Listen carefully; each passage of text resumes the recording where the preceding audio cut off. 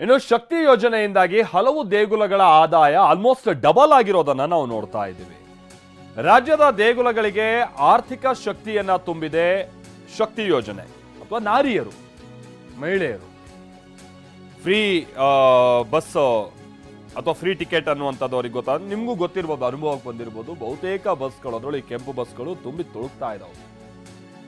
ಗಂಡಸರಿಗಂತೂ ಕಾಲಕ್ಕೂ ಜಾಗ ಇಲ್ಲ, ಆ ಮಟ್ಟಿಗೆ ಅಲ್ಲಿ ಜನ ಮಹಿಳೆಯರಿಂದನೇ ತುಂಬಿರುವಂಥದ್ದು ನೋಡ್ತಾ ಇದ್ದೀವಿ. ಗಲಾಟೆ ಆಗ್ತಾವೆ. ಮತ್ತೊಂದು ಬಹಳಷ್ಟು ಕಡೆ ದೇಗುಲಕ್ಕೆ ಎಂಟ್ರಿ ಹೋಗ್ತಾ ಇರುವಂಥವ್ರ ಸಂಖ್ಯೆ ಜಾಸ್ತಿ. ನೋಡಿ, 2022ರಲ್ಲಿ ದೇಗುಲಗಳಿಂದ 230 ಕೋಟಿ ರೂಪಾಯಿ ಆದಾಯ ಇತ್ತಂತೆ. ಆದ್ರೆ ಈ ಬಾರಿ ಅಂದ್ರೆ 2023ರಲ್ಲಿ 390 ಕೋಟಿ ಆದಾಯ ಸಂಗ್ರಹ ಆಗಿದೆ. ಕಳೆದ ವರ್ಷಕ್ಕಿಂತ 150 ಕೋಟಿ ಆದಾಯ ಹೆಚ್ಚಳ ಆಗಿದೆ.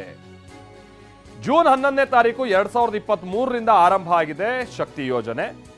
ಅಂದ್ರೆ ಹೆಚ್ಚು ಕಡಿಮೆ 6 ತಿಂಗಳದ ಲೆಕ್ಕಾಚಾರ ಇದು.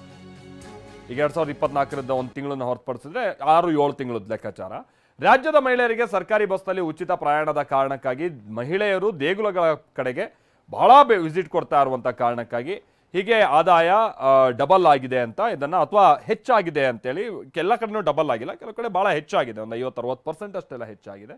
ಸೊ ಆ ರೀತಿಯ ಅಂತ ಲೆಕ್ಕಾಚಾರಗಳು ಈಗ ಹಾಕಲಾಗ್ತಾ ಇದೆ. ಆಮೇಲೆ ನಿಮಗೆ ಈ ಕರಾವಳಿ ಭಾಗದಲ್ಲಿ ದೇಗುಲಗಳೆಲ್ಲ ಸ್ವಲ್ಪ ಹೆಚ್ಚು, ಆದರೆ ಅದನ್ನ ಈ ಉತ್ತರ ಕರ್ನಾಟಕದ ಭಾಗದ ಜನ ಬಹಳ ಸಂದರ್ಭದಲ್ಲೆಲ್ಲ ದೇಗುಲಗಳಿಗೆಲ್ಲ ವರ್ಷಕ್ಕೊಂದ್ಸಲ ಬರೋದು, ಈ ಥರದ್ದೆಲ್ಲ ಅದು ಅಪರೂಪಕ್ಕೆ ನಾವು ನೋಡ್ತಾ ಇರ್ತೀವಿ. ಬಟ್ ಈಗ ಶಕ್ತಿ ಯೋಜನೆ ಬಂದು ಏನು ಮನೆ ಗಂಡಸರಿಗೆ ಅವ್ರು ಕಾಯಬೇಕು ಅಂತನೂ ಇಲ್ಲ, ದುಡ್ಡಿದೆಯೋ ಇಲ್ಲೋ ಅದು ಅವ್ರಿಗೇನು ಟೆನ್ಷನ್ ಇಲ್ಲ, ಬಸ್ ಚಾರ್ಜ್ ಫ್ರೀ ಅಲ್ವಾ, ಹೋಗ್ಬಿಡೋಣ ಅಂತ ಬರ್ತಾ ಇದ್ದಾರೆ.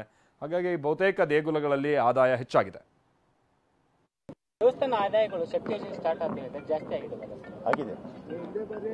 ಕಳೆದ ವರ್ಷ ಕಂಪೇರ್ ಮಾಡಿ ವರ್ಷ ಆಯಾ ದೇವಸ್ಥಾನದ ಹಣ ಆಯಾ ದೇವಸ್ಥಾನಕ್ಕೆ ಖರ್ಚು ಮಾಡಬೇಕು ಅಂತ ಸ್ಪಷ್ಟವಾಗಿ ಆದೇಶ ಮಾಡಿಬಿಟ್ಟಿದ್ದೀನಿ. ಹಿಂದೆ ಎಲ್ಲ ಅಪಪ್ರಚಾರ ಮಾಡೋರು ಬಿಜೆಪಿಯವರು, ಅಲ್ಲಿ ಕೊಟ್ಬಿಡ್ತಾರೆ ಇಲ್ಲಿ ಕೊಟ್ಬಿಡ್ತಾರೆ ಅಂತ. ಎಲ್ಲೂ ಕೊಡೋದಿಲ್ಲ. ಆ ದೇವಸ್ಥಾನಕ್ಕೆ ಖರ್ಚಾಗಬೇಕು, ಅವ್ರ ಅಕೌಂಟಲ್ಲೇ ಇರಬೇಕು. ದೇವಸ್ಥಾನ ಆದಾಯಗಳು ಶಕ್ತಿ ಯೋಜನೆ ಸ್ಟಾರ್ಟ್ ಆಗಿದೆ, ಜಾಸ್ತಿ ಆಗಿದೆ. ಕಳೆದ ವರ್ಷ ಕಂಪೇರ್ ಮಾಡಿ ವರ್ಷ ಆಯಾ ದೇವಸ್ಥಾನದ ಹಣ ಆಯಾ ದೇವಸ್ಥಾನಕ್ಕೆ